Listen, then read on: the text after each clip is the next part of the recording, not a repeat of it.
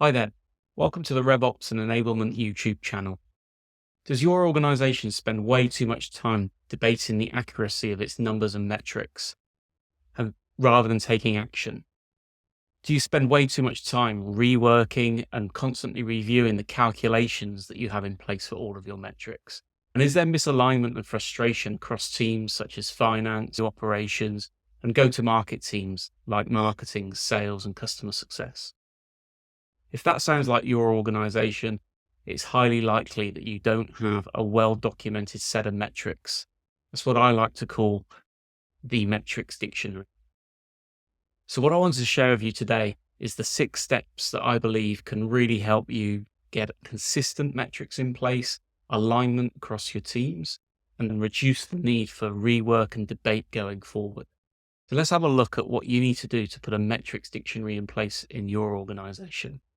So number 1 is identify the metrics that need to be included. Determine which metrics are the most important for your organization and document these clearly so that you have a complete list of all those metrics in place. For a SaaS business, the likely things are going to be MRR, the customer acquisition cost CAC, and things such as the customer lifetime value. So make sure that you have all these sorts of metrics in place. There are hundreds more that I'm sure you're going to need.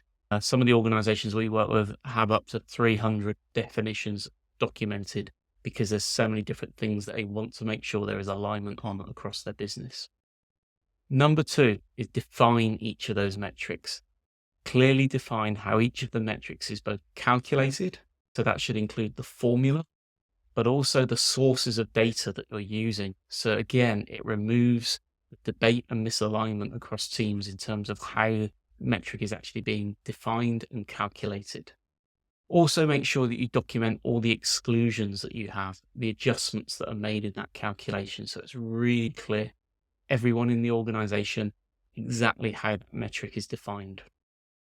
Then of course it's document the metric. Give an example of exactly how the metric is calculated, but also make sure that it's in a central location so that everyone in the business can easily view that calculation. So when they're looking at something like a dashboard, they can go to the source that explains exactly how that calculation is done. Establish ownership is number 4.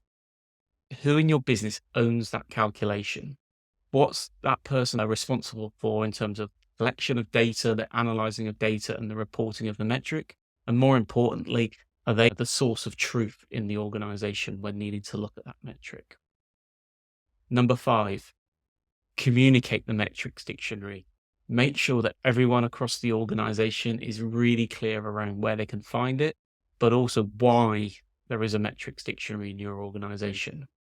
Provide them with guidelines on how they can interpret that information and ensure that everybody across the business is fully aligned in terms of the definitions and that there is a clear FAQ around these. There's a place for people to go where they need to ask questions, such as the owner of those metrics.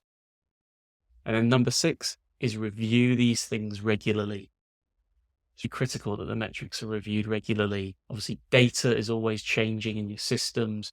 You may be introducing new systems into your organization on an ongoing basis.